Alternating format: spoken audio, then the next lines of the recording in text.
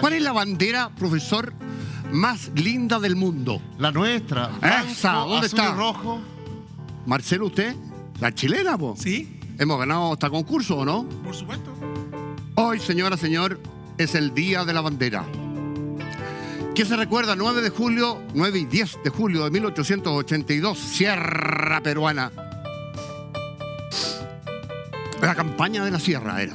Pueblo de la Concepción, 77 chilenos, puros chiquillos, rodeados por cientos y cientos de enemigos en ese entonces.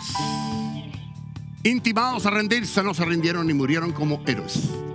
Ignacio Carrera Pinto, ¿quién está? Luis Cruz Martínez, ¿ah? Julio Montt Salamanca, en fin, todos esos chiquillos se recuerdan hoy día, Día de la Bandera. ¿Y qué pasa en los regimientos de Chile? ¿Qué pasa? Hoy día los militares juran a la bandera. Juro por Dios y por esta bandera servir fielmente a mi patria. Y sigue. Un recordatorio nada más a los que están jurando hoy día por la bandera. Juraron ustedes, chiquillos, particularmente ustedes, no los héroes de antaño, ustedes, los que se dedican al narco hoy día, militares, narcos militares, a ustedes. Juraron por Chile y no por el Tren de Aragua. ¿Estamos? Ya. Está grave la cosa. ¿O no? Qué buenas palabras. ¿Sí o no? Al medio. Oh, Totalmente ¿están todos de de acuerdo acuerdo. acá? Perfecto. Esta noche salió la CEP. ¡Ah! ¡Ah! Otro era oráculo de la política chilena.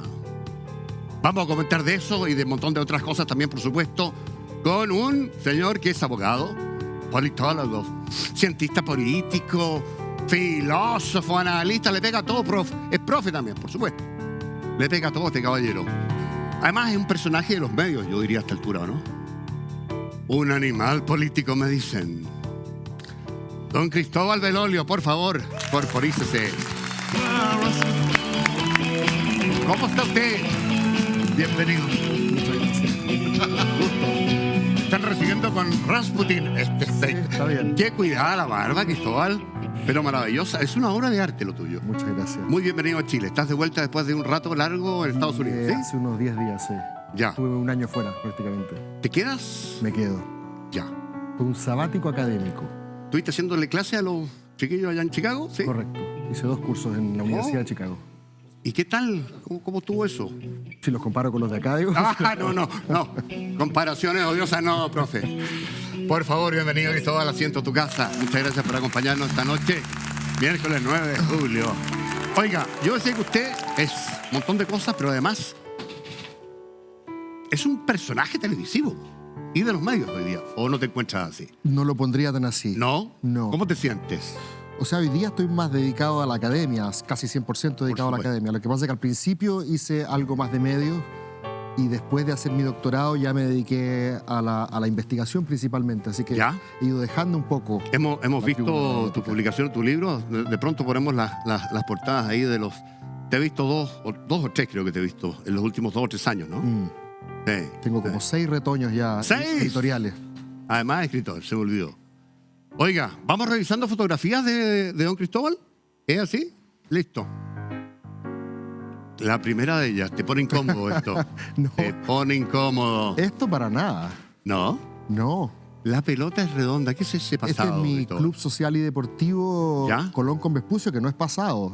Es pasado, presente y futuro. Es una Ájale. institución. Ya. Sí. Pasión por el fútbol. Religiosamente todos los sábados yo juego en la Liga San José. Partí chiquitito a los 18, ahora ya estoy en la categoría Super Senior. Ya. ¿Ya? Hay 3 categorías. Están los muchachos de la Junior, la Senior y la Super Senior. He sido ¿Y de qué jugador, he juega sido usted? DT. Yo soy un jugador no particularmente dotado desde el punto de vista técnico, Compartimos eso. pero aguerrido en el centro de la cancha. El centro, el que mueve el balón. Muy bien. Porque evita que los otros lo muevan. Yo prefiero- Ya, sí. muy bien. Usted es un 6. Soy más humilde, sí. Muy bien.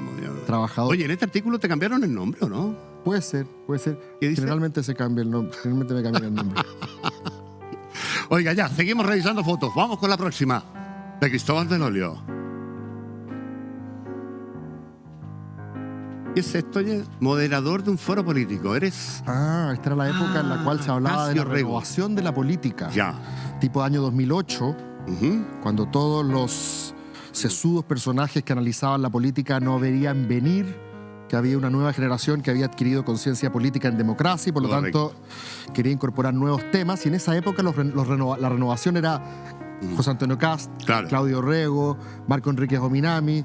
Y bueno, pasó que el 2011 llegó una generación aún menor Claro. que lo jubiló de alguna manera a esta Y en generación. ese libro X. tú advertías, tú sacas tu libro. Ese libro se llama Renovación y Reemplazo. Renovación de la política. Claro, Sí. y yo básicamente decía que si es que los partidos de la transición por izquierda y derecha no se renovaban internamente, sus hijos iban a crear naves electorales propias y los iban a reemplazar. Y fue un poco lo que pasó con el Frente Amplio por el lado de la izquierda. Y si bien lo de Bópoli no tiene todavía el mismo alcance, no han llegado a la moneda, pasó también por el lado de la derecha. Pero estás con menos energía de Bópoli que lo que fue el Frente Amplio, ¿ah? Por ahora. Yo creo que Bópoli hizo el diagnóstico correcto en el sentido de ¿Ya? que los hijos de la generación ¿Ya? de Pinochet, por así decirlo, Correcto. eran más liberales que sus padres. Ujú. ¿Cierto? Les gustaba fumar pito, tenían amigos gay, pero querían sacarse la mochila de Pinochet porque no querían, obviamente, estar vinculados a ese pasado autoritario.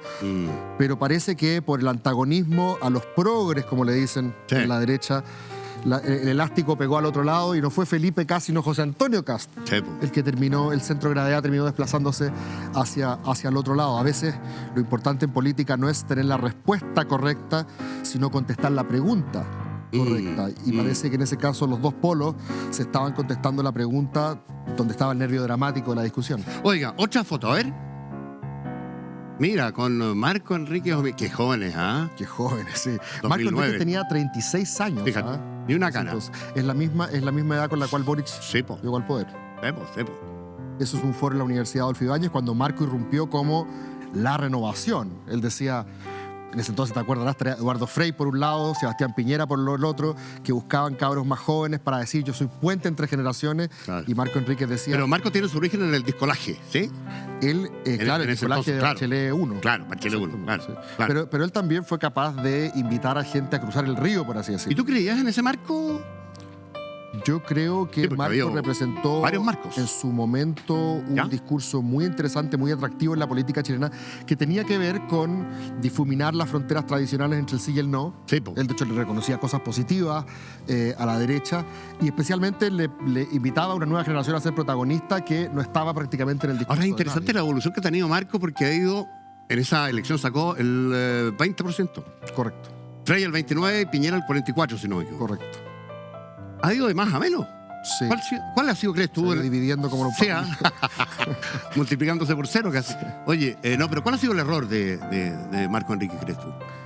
Yo creo que el 2011, cuando apareció el movimiento estudiantil, de alguna manera es la jubilación más anticipada de la historia, ¿cierto? Él sí. era la cara nueva, pero realmente después llegaron los millennials, por así decirlo, e instauraron un discurso político que, insisto, no sé si la respuesta era la correcta, pero la pregunta fue la que en ese entonces parecía más relevante, que no era tanto la pregunta sobre las libertades. Yo diría que incluso yo en ese entonces participaba en un movimiento que se llamaba Red Liberal y pensábamos que los temas eran sobre estas libertades, por así decirlo, más pop. La legalización de la cannabis, el matrimonio igualitario, el aborto, la eutanasia.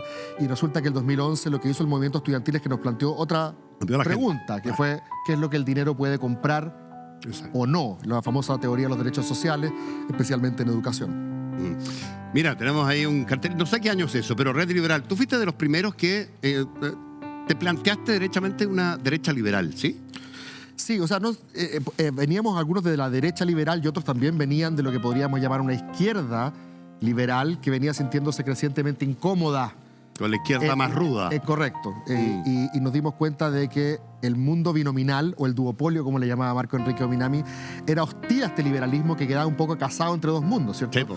O sea, hacer negocios con los conservadores en la derecha o se acostaba con los socialistas en la izquierda, pero resulta que no encontraba un territorio propio. Correcto. Y tratamos en su momento de construir un movimiento liberal químicamente puro, por así decirlo, en lo político, en lo económico y también en lo llamado valórico.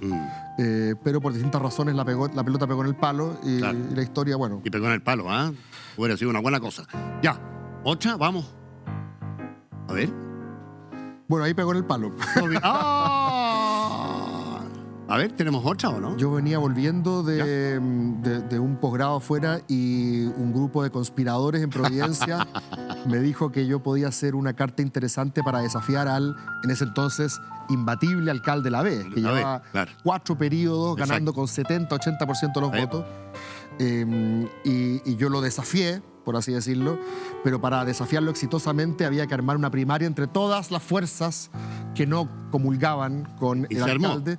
Y se armó. Javier Insulza representaba entonces a la Concertación, José Farrázuri representaba lo que podríamos llamar las fuerzas de la sociedad civil, y yo representaba a Red Liberal, y Josefa me ganó por 140 votos, y después ella ganó la elección Sí, general. le ganó a la B. Significa que la apuesta, el diagnóstico era el correcto, solo que fue ejecutado, como dicen los abogados, por interpósita persona. ¿Y cómo fue ejecutado Fue otra persona la que... ese gobierno comunal? ¿Cómo fue ejecutado? ¿Quién le aguó la sopa, por así decirlo, a Josefa? Bueno, ¿Frente Amplio? Yo hice mi doctorado prácticamente durante todo el reinado de Fíjate, Josefa claro. en el Palacio Falabella, así que no podría No darte tuviste. una visión Ya. muy cercana, aunque entiendo que en ese entonces en Revolución Democrática participó de manera muy cercana en esa gestión. Por ende, Yo no voy a atribuir culpa. eso no lo voy a decir. Pero se sabe. Esta cuestión se sabe. Oiga, más fotos. A ver. Oh, Este fue el segundo intento, que también la pelota pegó en el palo. El diagnóstico fue el correcto, pero la ejecución no. Porque tú sabes que el distrito 10, el barrio alto, Las Condes, Vitacura, Lo Barnechea, La Reina y Peñalolén, tiene 5 diputados de derecha y 1 del Frente Amplio. Entonces, el mundo que podríamos llamar de la centroizquierda no tiene ningún representante. Entonces armamos una lista bien competitiva, y en ese caso fue Pato Fernández el que me ganó por 1000 votos más o menos, y él entró a la convención. Ahora, si me preguntas hoy si me arrepiento no de haber oye, estado pero te iba a hacer la pregunta. en la convención. Obvio. Mi mamá me dice desde Fue lo mejor que te puede haber pasado. desde el día que perdí, me dijo, menos mal que no estuviste acá. Pero por supuesto uno no piensa así porque fue un costo afectivo, financiero, Ahora, académico, así que... Esta es una pregunta que puede ser compleja para un analista que se va habitualmente por la sombra, por los datos, ¿no es verdad? ¿Tú tienes corazón para algún lado en política hoy en Chile en los 3/3 típicos, o eso ya murió?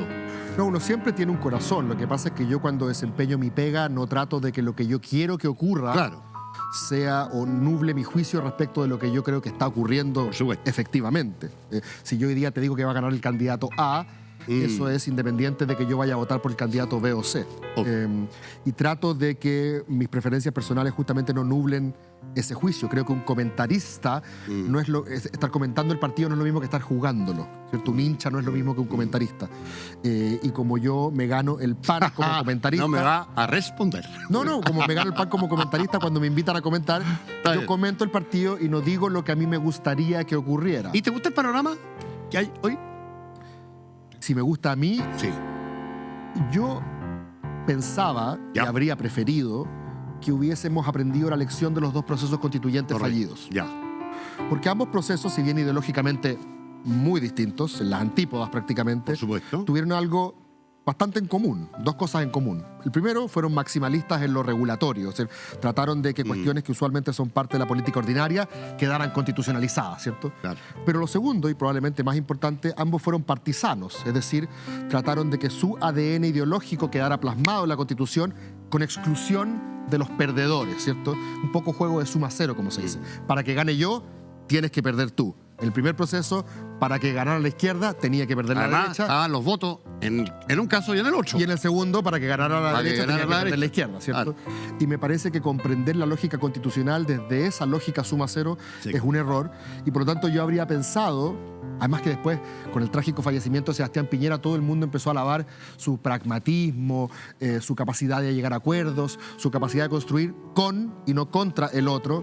Entonces, que ahora tengamos en la pole position candidatos de republicano y del Partido Comunista, pareciera que al menos nominalmente desafía ese aprendizaje. Oye, hace unos días estuvo acá Pablo Longueira, me decía que se había juntado poquitos días antes del accidente que tuvo el expresidente Piñera, tras el cual falleció. Y me decía que de esa conversa él concluyó absolutamente que Piñera estaba preparando una tercera candidatura presidencial. ¿Qué tanta potencia tendría hoy un Piñera contrafactual, así especulando? Yo creo que en parte por las circunstancias de su muerte, el gobierno Sí. de Piñera envejeció bien. Sí, po. Así como el estallido envejeció mal. Yo Pero creo que- sin ese accidente no estaríamos hablando de eso. dice. Yo creo que después, cuando se empieza a difuminar en el tiempo la memoria, uno tiene otro juicio, ¿cierto? Sí, ¿eh? Pero yo creo que mucha gente compara en ámbito de gestión, como lo hace este gobierno, Claro. con, por ejemplo, la pandemia, ¿cierto? El qué? proceso de vacunación. Emblemático. O esta idea del 24/7, las parcas rojas, ¿cierto? La urgencia como sentido de gobernar. Piñera nunca creyó mucho en la narrativa, el relato. Decía como cómo se come eso, ¿cierto? Le gustaban más los números. Pero él logró que la gestión se transformara de alguna manera en su sello. Y yo creo que hay mucha gente que hoy día mira con cierta añoranza esa urgencia, ese sentido de urgencia por la gestión. Ahora, si Piñera estuviese vivo hoy y viese que la candidata de su sector está en franco declive, yo creo que se le haría agua a la boca. Lo puede dar vuelta Matei y se lo vamos a preguntar en un rato más. Veamos la siguiente foto, ¿eh? Amigos míos de centro izquierda, encuentren que Evelyn Matei es la tabla de salvación de Frente a Casa. Esto lo decías el 2023, hace 2 años. Qué premonitorio. Sí, po. Sí. Oye, pasaste. Sí, claro, porque en ese entonces ya se veía venir, por así decirlo, primero que el sector del mundo del centro, llamémosle centro, porque el centro es un lugar medio mitológico, ¿ah? Existe. ¿Cierto? Hay gente que dice que no existe, por eso hay El algunos, centro es el voto moderado, ¿sí? hay el algunos que gallo- le prefieren sí, llamar el votante medio o sí. moderado. El votante obligado lo llaman algunos otros hoy día con voto obligatorio. Pero yo creo que es distinto el votante obligado que el votante medio. ¿Ya? El votante medio usualmente era aquel que le gustaban cosas de un lado y le gustaban cosas de otro, pero votaba. Correcto. ¿Cierto? Que de hecho el 2009 fue clave para que ganara Piñera, porque el padrón que teníamos el 2009 estaba anclado efectivamente al 88. Exacto. Y Piñera logró que gente que votaba Concertación votara por él el 2009, si no, no habría ganado. En cambio, el votante no habitual, al que llevamos a la fuerza a votar desde el 2022 en adelante, ese es un personaje que no está socializado políticamente. Muchas veces a él incluso le cuesta ubicarse en la tradicional línea izquierda-derecha. Y ese votante tiendo yo a creer ¿Ya? que por su corta trayectoria es más bien un votante anti-establishment. El estallido social pudo haber envejecido muy mal, pero su ethos anti-élite, anti-establishment, no desapareció, se transforma. Y en la definición, en razón de la definición que haces tú, eso le conviene, le suma, podría acercarse a ese mundo más fácilmente.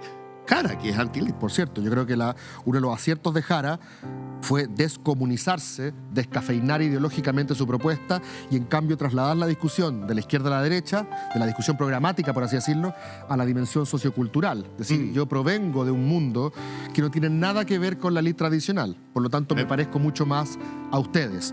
Kast, si bien uno podría decir ya es un político tradicional, también se vende bien como outsider, criticando a la casta política, como le dice Milei, criticando a la élite. La diferencia es que para Jara probablemente la élite es Las Condes Vitacura Lo Barnechea y para Kast la élite es Ñuñoa, pero ambos vilifican a la élite.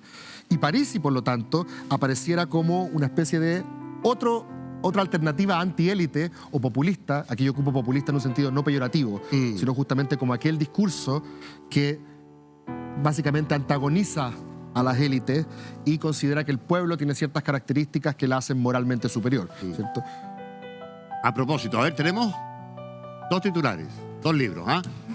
La era del pesimismo democrático, por Cristóbal Velorio, 2024. Es el último ese, ¿no? Sí. El momento populista chileno, 2022. Ya, dibújenos como chilensis politicus. En este caso, bueno, el libro El momento populista chileno lo que hace justamente es comparar el estallido social con la irrupción de Kast como 2 discursos populistas en el sentido de que antagonizan a la élite. Que era un discurso al cual nosotros no estábamos tan acostumbrados previamente, ¿cierto? Estábamos más acostumbrados a medirnos en el eje izquierda-derecha. Sí. Más Estado, más mercado, ¿cierto? ¿Qué haces con tu cuerpo? ¿Más autonomía personal o hay ciertos valores objetivos que significa que tú no puedes decidir qué hacer con tu cuerpo, ¿cierto? Esas eran las discusiones tradicionales de la transición, llamémoslo así. Lo interesante del momento populista es que traslada el eje ¿cierto?, a otra dimensión que complejiza la manera como los politólogos usualmente miran el escenario entre izquierda y derecha. Y de hecho, lo han dicho asesores de Janet Jara como Darío Quiroga, la única posibilidad que tiene ella, más allá del hype del momento de ganar la segunda vuelta, es si es capaz de sacarla del eje izquierda-derecha tradicional, del eje oficialismo-oposición, y llevarla al eje populista, porque la gente no quiere sentirse parte de la élite. Quiroga lo llama el amor, dice, ¿no? El acoger, Bueno, el entender una cosa muy identitaria. Así lo llama él, por lo menos. Sí. Bueno, claro. y por eso yo hago hincapié en que yo hablo de populismo no en un sentido peyorativo. No lo hago sinónimo ni de demagogia ni de responsabilidad fiscal. Es un tipo de discurso, ¿cierto? Y yo creo que en ese sentido, claro, candidaturas como la de Carolina Toá, más tradicionales, representantes un poco de la historia política de la concertación, más cosmopolitas también, o de Gonzalo Vinter, de una extracción sociocultural o socioeconómica más privilegiada, también le pueden pasar la cuenta a Evelyn Matei. Y yo creo que desde ese punto de vista, este momento populista, si bien, insisto, el estallido ha envejecido mal, el etos que subyace al estallido parece que todavía está ahí presente. En la mesa del podcast. Don Cristóbal tiene un podcast, ¿o no? Sí. Acabamos de debutar con un podcast junto a Daniel Matamala que se llama Animales Políticos. Ya. ¿Cómo se llama? Animales Políticos. Oiga, el cuento serio, yo decía, ahí está. Previa a primarias, se tomó la muestra. Cast lidera la carrera a la moneda, le sigue Matei, Jara y Kaiser, aparece incluso Toá, metida entre medio, todavía no se había desarrollado la primaria.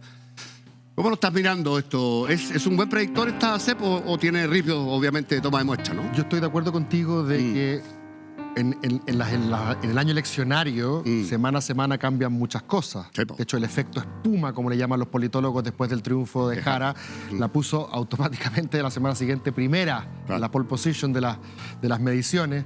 Pero yo miraría otras cosas interesantes de la CEP. A ver. Tendencias más bien estructurales, a propósito de la supuesta derechización de Chile y lo cuesta arriba que lo tiene Jara, más allá de sus buenos números hoy. Pareciera que la agenda en Chile, en primer lugar, se ha derechizado. Y no solo ahora último, sino que yo diría que desde que el presidente Boric asumió, los dos temas más importantes para los chilenos son orden público y economía. Y cuando digo orden público, meto portonazo, meto narcofuneral, meto inmigración, meto araucanía. Cuyo combate en el caso del narcotráfico, delincuencia, es habilidad reconocida para o hacia la derecha, y la economía también. Al menos son parte del repertorio retórico más natural de la derecha. No voy a decir que lo hacen mejor porque para esto siempre hay distintas opiniones, ¿cierto? Sí, claro. Pero digamos que... Pero la izquierda tiene más remilgo en el tema de seguridad.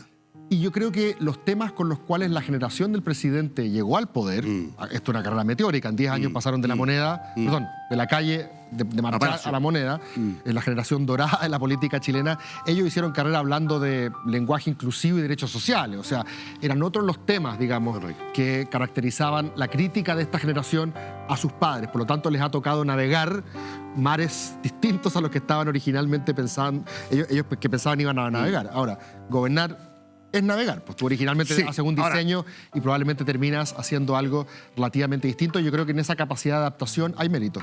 Ahora, chiquillos de la CEP, gracias por la medición, pero nos vamos a ir a la opinión de Cristóbal Velorio. ¿Cómo estás viendo tú, Cristóbal, esta carrera presidencial? Y si es que sigue siendo cierto, como lo era hace un rato atrás, que esta cuestión, más allá de Jara y el efecto espuma, qué sé yo, esta cuestión la tiene ganada la derecha. Yo creo que todavía tiene la primera opción la derecha. ¿Ya? Creo que el problema de Jara principal no es tanto el comunismo. Creo que el anticomunismo tiene cierto techo, digamos, como argumento de penetración, especialmente en las nuevas generaciones. Creo que el problema más bien de Jara es ser oficialista, porque representa un gobierno cuya aprobación bordea el 30%. Ese va a ser... Y para ganarse está el 50+1. No sé si te gusta a ti el término, pero ustedes, los analistas políticos, politólogos y qué sé yo, usan la palabra clivaje para referirse. Eso es una cuestión intraducible, para mí por lo menos, pero ¿cuál va a ser el eje que se va a discutir esta cuestión? Sí, ¿va a ser oficialismo, oposición, gobiernismo, oposición? Si es oficialismo, oposición, Jara no tiene muchas alternativas. Sí, si es pueblo versus élite, que es lo que estábamos hablando hace un rato, ¿cierto? Ella tiene una chance. Ahora, se enfrenta también a José Antonio Kast, que ha llevado la discusión a esos términos. Es cierto que Jara ha sido exitosa en personificar una especie de chilenidad popular que la izquierda parecía haber abandonado en el último tiempo. No digamos que la convención fue el mejor ejemplo a través del cual la izquierda manifestó su amor por los emblemas nacionales, ¿cierto? Yo sé que muchas de estas cosas fueron anecdóticas, pero hubo un momento en el cual se llegó a decir que los convencionales de derecha, por poner banderitas de Chile en sus pupitres, estaban siendo provocativos. O sea, hay un titular tuyo que recuerdo, recuperar chilenidad para Jara, ¿no? ¿Verdad? Lo que perdió la convención. yo creo que la convención perdió la idea de que estamos orgullosos de Chile, ¿cierto? La bandera negra, había banderas, muchas marchas de todo, menos de la de Chile, porque sentías que el Estado de Chile era como cómplice en la misoginia, en lo patriarcal. Mira, esa foto es... En cambio, esto me parece muy interesante porque es una chilenidad popular que trata de encarnar Janet Jara, y en ese sentido yo digo que descafeína o desideologiza la discusión, y creo que por ahí pasa su única posibilidad de triunfo. Ahora, Cristóbal... ya, ok. Matei, yo preguntaba hace un rato, ¿lo puede dar o no vuelta? Y ahí está esto de esta suerte de centro difuso, de gente que va y viene, que puede votar por o preferir el voto moderado. De hecho, hay gente que está cruzando un Rubicón que no sé si existe, desde la socialdemocracia a la centroderecha, que es gente tipo, incluso la gente de demócrata está pensando potencialmente en apoyar a Matei, y no a Rincón, están viendo ahí, pero está ex ministro de la Concertación y un grupo bien variopinto de ese lado. ¿Lo puede Matei tomar eso como bandera? Variopinto, pero pequeño. Pero chico, no mueve la aguja, dices tú. O sea, acuérdate que ese grupo vendió en su momento, en el rechazo, que gracias a ellos prácticamente la derecha había superado el techo histórico y llegó al 62%. Bueno, después ellos apoyaron el a favor en el segundo y quedaron en lo mismo que sacó Pinochet el 88. O sea, parece que no aportaban mucho, digamos.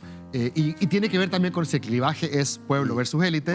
Todos estos personajes pertenecen a la élite desde el punto de vista del imaginario. Ahora, perdóname por citar otra vez a Longueira, que estuvo sentado ahí mismo donde estás tú. Decía lo que su candidata es Matei, ¿verdad? Según lo que dice, no tiene problemas con Kast, pero su candidata es Matei. Por cierto. Lo que tiene que hacer es nombrar urgente y rápidamente un gabinete de unidad nacional que incluya estos sectores para así dar un golpe de efecto que provoque un salto en su adhesión. Aquí voy a volver a distinguir entre lo que me gustaría y lo que yo creo que pasa. Los atributos de Matei, gobernabilidad, responsabilidad, experiencia, equipos, ¿cierto? Los que gobernaron con Piñera. Eso es verdad. Pueden ser la respuesta correcta. Y de hecho a personas como yo, amarillo, mitocondrialmente, le parecen positivos esos aspectos. No estoy seguro de que esa sea la pregunta correcta. Ájale, ya. O sea, contestando la respuesta correcta, no estoy seguro de que esa sea la pregunta que hoy día esté siendo más relevante para los chilenos. A mí la Matei que me pareció, desde el punto de vista mediático, al menos más interesante, fue esa que dijo, ¿te acuerdas cuando le dijo a Cataldo, el ministro comunista, en una conferencia que hicieron en Plaza Italia, Plaza La Dignidad, Plaza, como le quieran llamar? Y dijo, antes me caía mal este tipo, pero lo aprendí a conocer. Y se puede trabajar con él, ¿cierto? Si a eso se refiere Longueira, ¿cierto? A esa transversalidad, el problema es que ella ha adquirido un registro un poquito áspero, medio enojón en el último tiempo. Y como somos un país machista, tendemos a pensar que las mujeres cuando se ponen así, ¿cierto? En vez del hombre que es resolutivo, ¿cierto? Más propio, si tú quieres, del Homo sapiens. Y yo creo que eso no le ha hecho bien a ella, porque además ha ido a disputar en temas con la derecha más dura, o sea, pena de muerte, golpe de Estado, ¿cuál era el otro? Está casi como mostrando el alambre de púa. Para allá no crece, porque ahí está cercada por Kast primero, después por Kaiser. O sea, cero, Punta Peuco, o sea, ha pisado todos los palitos. Correcto. No sé yo qué es lo que debería hacer. Me temo que 20 años no es nada, como dice el tango, y esto se parece un poco al 2005. Fíjate que el 2005, para que hagamos un paralelo, por el lado de la derecha, parecía que Lavín tenía el camino despejado y se le metió Piñera por los palos, y finalmente lo que ocurrió fue que la derecha ocupó la primera vuelta como primaria. Tal cual. Estamos a punto de Le ganó por poquito Piñera a Lavín en esa primera. Y lo sacó, ¿cierto? Estamos a punto de ver una primera vuelta donde la derecha va a ocuparla como primaria. Oye, y sumados los dos daban 49, casi 50. Exacto. Y yo creo que es parecido a lo que está pasando hoy. Y ganó Bachelet por cierta distancia. Y por el otro lado, el oficialismo en ese entonces se debatía entre Alvear y Bachelet. No hubo primaria finalmente. No hubo. Alvear representaba la experiencia, probablemente mayor densidad programática. Pero Lagos tomó su decisión. Pareció a Toá. Y finalmente la que se impuso fue la frescura, la cercanía, la novedad. Bachelet, lo que hoy día representa Jara. Los paralelos entre Jara y Bachelet los paralelos siempre son odiosos, las comparaciones son odiosas, pero son inevitables. Oye, pero quedémonos ahí un segundo. ¿Te parece que esa es una cuestión que debiera o está potenciando Jara? Yo creo que sí, primero porque son atributos de su persona, Sí, ¿cierto? Que nuevamente hacen que este argumento del anticomunismo no penetre tanto. Eso puede soportar la espuma para que no caiga, dices tú. Es una posibilidad. Claro. Además, ambas nacen del riñón de sus respectivos presidentes, por así decirlo. Ambas fueron destacadas ministras en su gabinete. supuesto. Uno podrá discutir qué también lo hizo Bachelet como ministra de Salud, si terminó las colas o no, pero esa foto mitológica en el MOWAC, ¿cierto?, como ministra de Defensa, finalmente la catapultó. En el caso de Jara, si te fijas, ¿cuáles son los principales logros de este gobierno? Todos en la jurisdicción laboral. De 5 por así son decirlo. 4 de ellas. ¿Cierto? Ah. Las 40 horas, Salario salario mínimo, las 40 horas, la reforma previsional etcétera. normal por 3. Exacto. ¿Y dónde están Claro. las cuestiones más discutidas en materia de seguridad que caían dentro de la competencia? Y le pasó la cuenta a todas. Entonces, por tanto, hay un parecido entre el 2005 y el 2025. Qué buena. Pero creo que a diferencia del ¿Ya? 2005, a diferencia de hace 20 años, Bachelet era el cambio dentro de una continuidad que todavía era deseada. Correcto. Era la cuarta, digamos, en una fila de presidentes de la Concertación que representaba algo distinto a los anteriores, distinto de Elwin, Elwin, Frey, Lagos. de estos señorones que habían derrotado a la dictadura. Ella era algo distinto dentro de una coalición que todavía gozaba de buena salud. Oye, y Lagos terminó resistía por los señorones, ¿ah? En el PS, por supuesto. Salvo por Lagos, pero otra otros similitud, otra similitud con Claro, claro. Otra similitud En con el Jara. PC. Sí, en el Ah. PC. Tampoco la querían originalmente. ¿Con cuánto terminó de aprobación Lagos el 2005? ¿70%? Sí, más o menos. Sí. Es distinta la situación hoy día del presidente Boric. Por eso digo que Ok. parece que hay muchos paralelos y similitudes con el 2005, pero también hay algunas diferencias. Otra de las cosas que dice la CEP, estas como tendencias más estructurales, es que hoy día le preguntas a la gente, ¿qué prefieres? ¿Una redistribución más igualitaria o que cada uno se rasque con Mate sus propias su uñas, tono ¿cierto? ahí. Claro. Claro. Y pareciera que la cosa se va tirando mucho más hacia libertad individual, mérito personal, ¿cierto? Menos redistributivo. Y esas tendencias me hacen pensar que si bien Jara hoy día puede estar beneficiándose de este efecto espuma y mostrarse muy competitiva en las encuestas, todavía le va a ser muy difícil en la segunda. Oye, tenemos un titular, a verlo. ¿Cuál es este? Eiseguirre. Desmiente integración al comando de Jara. No ha sido invitado ni estoy disponible. Dice que está en otra etapa de la vida, él y qué sé yo. Está buscando aunar voluntades, consenso, dice el exministro de Educación y de Hacienda, Nicolás Eiseguirre. ¿Le va a costar a Jara integrar este mundo? ¿Cómo lo ves tú, Cristóbal? Quizás nosotros estamos pensando, insisto, en que este mundo todavía pesa demasiado. Sí, pues. No nos olvidemos de que con el voto obligatorio entró a votar 5 millones de personas, ¿cierto?, que no querían ni siquiera saber de esta conversación y probablemente ocuparon el voto para vehiculizar su bronca. Es decir, ¿cómo ocupo el voto para mandar un mensaje y mandar a todos los políticos a la punta del cerro? No es que el 2023, a diferencia de lo que creyó Longueira en su minuto, la gente haya votado rechazo porque era de derecha, que el Chile profundo después haya elegido consejeros republicanos porque quería TDU, paramilitar y rodeo. No, era porque estaban ocupando ese voto para decir a los políticos, métanse en un proceso constituyente por donde les quepa. Por donde les quepa. Entonces, Vale. y después probablemente muchos de ellos votaron en contra a final de año.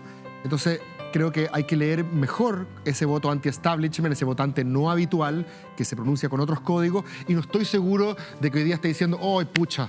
No va a echar a Eiseguirre al comando. Ella fue la que posteó en todo caso que le daba cierta bienvenida a las opiniones de todos y esto simbolizaba la lealtad postprimaria, digamos. Pero eso es el desde. Claro, ese es el desde. Es el desde. A ver, si hay un mérito que consiguió Janet Jara ya, es que parece haber ahuyentado el espectro de dos derechas en segunda vuelta. Yo era de los que creía erróneamente, una vez se tiene que aceptar cuando, ¿cierto?, las predicciones son incorrectas, yo creía erróneamente que un triunfo de Jara iba a dejarla más o menos pegada en el votante más fiel del oficialismo y iba a abrir la posibilidad, dije, no es descabellado, tampoco dije que iba a ocurrir, pero dije, no es descabellado pensar que un triunfo de Jara posibilite dos derechas en segunda vuelta. Si al final hay muchos candidatos y esto se reparte, tú con 25 puntos podrías estar en segunda Ahora, vuelta. la CEP, volviendo Pero hoy día cortito a parece eso. que lo que ocurrió Sí, fue que, hoy día lo que ocurrió es que en vez de que Matei aprovechara esta especie de descampado ideológico en el centro, la conversación se puso polar. Sí, po. En el sentido de que Jara terminó beneficiando a Kast. Ahora, pero igual esta CEP, que tiene estudio de campo de 2 meses, Sí. para decir, tiene rezago, da cuenta de lo que hace 2 meses era una posibilidad, que es la segunda vuelta germano-alemana. Claro, el batallón Germania podía estar en segunda vuelta. Pero eso ya no ocurre. Yo creo que ya no ocurre. Sobre todo porque en política no solamente es muy importante la evaluación, sino el conocimiento, especialmente si quieres ser presidente. Y yo creo que mucha gente no sabía quién era Janet Jara hasta hace 3, 4 meses atrás. Entonces ella todavía tiene margen, tiene espacio para crecer, en hacerse conocida frente a la ciudadanía como candidata presidencial con evaluación positiva. Qué mejor que te conozcan celebrando, ¿cierto?, tu triunfo. Ahora, me quedan varios protagonistas, factores, por ejemplo, Kaiser, Meo, Jairo Maynaricos, el profe Artés, que pueden juntar todos estos últimos, la firma Parisi, voto voluntario, porque es sin multa. Y si no es voto obligatorio realmente, ¿eso puede cambiar el escenario? Sí. Bueno, el voto obligatorio, para que sea realmente obligatorio, tiene que ser so pena de multa, si no es meramente testimonial.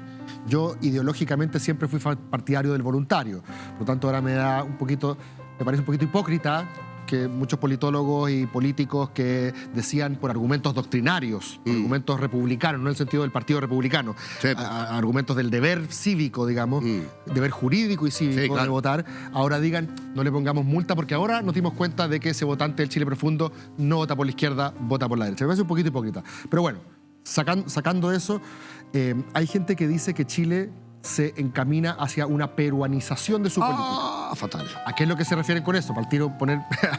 ¿En qué contexto? No, en Perú, bueno, usted es muy curioso, muchachos, porque en Perú funciona la economía maravilloso y la política como las pelotas, perdón la expresión, y están separados. ¿En qué contexto? Claro, hay gente que dice que la política es tan inepta que no es capaz de hacerle daño a la economía. Hay tantos partidos como diputados casi en Perú. En la última elección hubo, si no me equivoco, 6 candidatos entre los 12 y los 18 puntos. Claro. Entonces, con ese nivel de fragmentación, no solo se hace muy difícil que después, en los que pasan a segunda vuelta, puedan generar una mayoría y gobernabilidad, ¿cierto? En la última elección, los 2 que pasaron a segunda vuelta, ninguno llegó al 30%. Para que nos hagamos una idea. Para que lo comparemos con el 99, Lagos y Lavín juntos, también habían 6 candidatos, entre los 2 sacaron el 96% de los votos. Tal cual. En 2017, entre Piñera y Guillé, por primera vez no llegaron a los 60, y algunos por ahí dijimos, chuta, puede que la próxima vez los 2 grandes...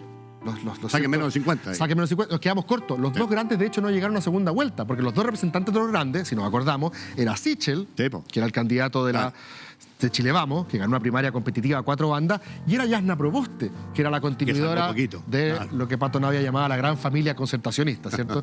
Entonces, nos quedamos cortos, digamos, y la fragmentación podría ser hoy día que con 24 o 23 puntos tú puedas estar en segunda vuelta si es que la cosa finalmente... Y eso le hace bien a Jara porque tiene que 825.000 votos en la primaria. Ok, ya, 1.400.000 te lo endoso. Correcto. Pero para segunda vuelta, para pasar, ganar, salir entre los 2 en la primera y pasar a la segunda, ¿son cuántos? ¿3 millones de votos? A mí me da la impresión de que Jara, por eso te digo, yo creo que ya está cumpliendo... A ver, hasta hace unos meses atrás, tú recordarás, la izquierda estaba atacada porque... La SOA Bachelet decía, yo no voy, y era la única que parece que era capaz de ahuyentar el espectro de 2 derechas en segunda vuelta. Hoy día podríamos decir que ya encontraron a la persona que es capaz de hacerlo. La izquierda que en 20 años no fue capaz de parir un liderazgo, un delfín de Bachelet, ¿cierto? Entonces me es interesante el fenómeno de Jara, que ya al menos pareciera que esa pega la estaría haciendo, y por eso digo que su competidor en segunda parece que sale de esta primaria de la derecha que va a tener lugar en la primera. ¿Primaria con 2 o con 3? ¿O con 4? No sé, primera vuelta. Yo creo que Kaiser ya se desinfló. Sí. Hoy, lo digo hoy. ¿Cierto? Puede que en 2 semanas más esto cambie. Se han visto vacas volando, profesor. Pero pareciera que... Pareciera que Kast lo ha hecho todo bien. Sí, Pareciera que Kast ¿Y tú estás de acuerdo con esa frase? Sí. Yo creo que Kast lo ha hecho desde el punto de vista de su despliegue, su estrategia, por supuesto. Claro. Creo que lo ha hecho todo bien porque no ha pisado el palito, no se ha mostrado peleador, salvo esa vez que interrumpió a su... en el debate. En el debate, que ahí mostró la hilacha, por así decirlo, se le arrancó la cadena.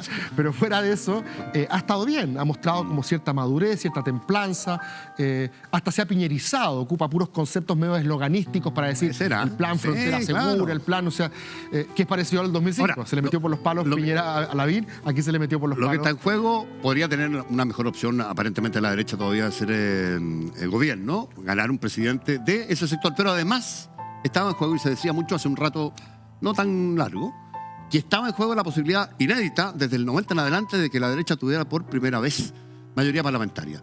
¿Tú ves eso hoy o porque eso es clave? Es una posibilidad, ¿cierto? No veo todavía con claridad si va a ocurrir o no, porque va a depender mucho de la potencia de Jara, va a depender mucho también del número de listas, los acuerdos. Hay muchas cosas que todavía están por verse. Lo que yo creo que no va a cambiar mucho es el ánimo adversarial que hay entre oposiciones y gobiernos, ¿cierto? Aquí parece que desde el momento en que tú eres oposición, te cifras desde el día 1 la tarea, ¿cierto?, de no así negar la sal y el agua, que suena también es muy esloganístico, pero de ponerte en una posición muy confrontacional con los gobiernos, y eso obviamente dificulta los acuerdos. Claro. Es paradojal lo que ha pasado con Kaiser, quiero quedarme con ese fenómeno, porque él representó todo esto que da cuenta a la CEP también de alguna forma, de los temas de derecha que están marcando la agenda y las preferencias de los chilenos en el entramado más profundo, ¿no? ¿Verdad? Sí, pero tiene mayor densidad ideológica que yo creo que terminó siendo muy pesado. Sí, ¿ah? Esta idea de ser antiglobalista, esta idea de ser libertario, son conceptos que, insisto, penetran en un cierto sector, pero mientras más intenso ideológicamente eres, se dificulta amplificar la convocatoria. Pero muy brutal, porque era una amenaza real por las cifras y se desinfló de una manera muy rápida, muy significativa, y hoy día, si quiere hacer un negocio, tiene que hacerlo rápido antes que marque 2. Yo creo que todavía está esperando que las acciones suban un poquito para abrochar ese negocio parlamentario. Un Kaiser candidato a senador por la Araucanía, yo creo que le iría bastante bien. Sí, pues. Por ejemplo. Ahora, Kast hizo lo correcto, porque en vez de salir a torearlo, ¿cierto? Como dice un Camilo Fer en una columna, lo mató pero a besos, ¿cierto? Lo abrazó, le dijo, venga para acá, vamos juntos a desafiar a la derechita cobarde, como le dicen, véngase para acá a la derecha sin complejo. Ahora, para Matei hoy pareciera que, más allá de los atributos personales, que los cuales, como hablamos lo de Cataldo, todavía podría existir, pareciera que la opción es, por ser de las últimas mediciones, que dicen que Jara podría ser competitiva hasta con Kast en segunda, es apelar a ese voto estratégico para, si quieres, evitar al comunismo en el poder. Pero ¿cuánta gente vota estratégicamente? En las primarias, muy poca. Y los 6 millones que no votaban y que ahora sí, eso es menos. Vamos a ver, ahora, las campañas del terror, es decir, más que votar porque estás persuadido o seducido por mi propuesta, es porque detestas al de al frente, son hoy día moneda común, moneda corriente en la política latinoamericana. Tú, lo que se llama el voto negativo, la identidad negativa, tú no es que te definas a favor de alguien, es que te defines contra alguien. Y eso ha pasado en Chile, por supuesto. Exacto, yo creo que mucha gente que votó por Boric se lo debe en la última elección votó contra Kast. Mucha gente que votó por Kast votó contra Boric. Ahora, el presidente Boric ha hecho un gobierno más moderado del que originalmente se pensaba, en gran parte por el cambio de planes que significó el balde de agua fría del 4S, ¿cierto? Con nombre de terremoto. Es una generación que partió criticando a Lagos y Bachelet y terminó, ¿cierto?, trayendo a la hija política de Lagos y de Bachelet a Uriarte al gobierno. Ana Lía, ya. Sí, o sea, las dos, digamos. Pero Toá también, pues, claro. Por eso, la de Lagos y la de... La de Lagos y la de Bachelet. El silencio de Bachelet sobre Toá fue muy duro. Ahora yo creo que ella estaba un poquito traumada de que la última vez que dijo algo a favor de Narváez no funcionó. Entonces no quería probar nuevamente que su palabra no era lo suficientemente fuerte. Pero en el caso de y Boric... por Frei Ruiz Tagle tampoco, po. Yo creo que hay que reconocer una cosa importante, más allá de las críticas que se le puedan hacer a este gobierno de que no te gusta tal política A, B o C, los pilares de la democracia liberal en tiempos en los cuales no hay que darlos por descontado y la democracia se erosiona en todas las partes del mundo. Estoy pensando independencia del Poder Judicial, autonomía de la prensa, que la oposición pueda hacer su pega. Y voluntad de las personas de ceder espacios de libertad y democracia en favor de seguridad. Eso es uno de los datos preocupantes, pero este gobierno al menos puede decir que va a dejar la casa con los pilares de la democracia liberal intacta. Oiga, no tenemos que ir. Que la está tan interesante. Oiga, don Cristóbal, maravilloso, Animales Políticos, podcast. Un video podcast creo que le llaman. YouTube y Spotify, todos los lunes a las 8 salimos y vamos a estar analizando la carrera presidencial específicamente. Ahí están. Tomándole el pulso todos los lunes. Así es. Los días más noticiosos. Y la idea de los Animales Políticos que no van a invitar políticos, van a invitar a gente que trata de mirar esto de una perspectiva más estratégica. Podcast no es con K, ¿no? Tengo entendido que no. Ya. No soy un nativo digital, yo estoy como el tremendo. No, pero K por vodka, decía yo, que es otra lógica. Oiga, Cristóbal, un gustazo. Gustazo para mí, para nosotros. Nos vamos, te despedimos, te agradecemos, Cristóbal. Regresamos en Todo va a estar bien con música en este escenario. No se vayan.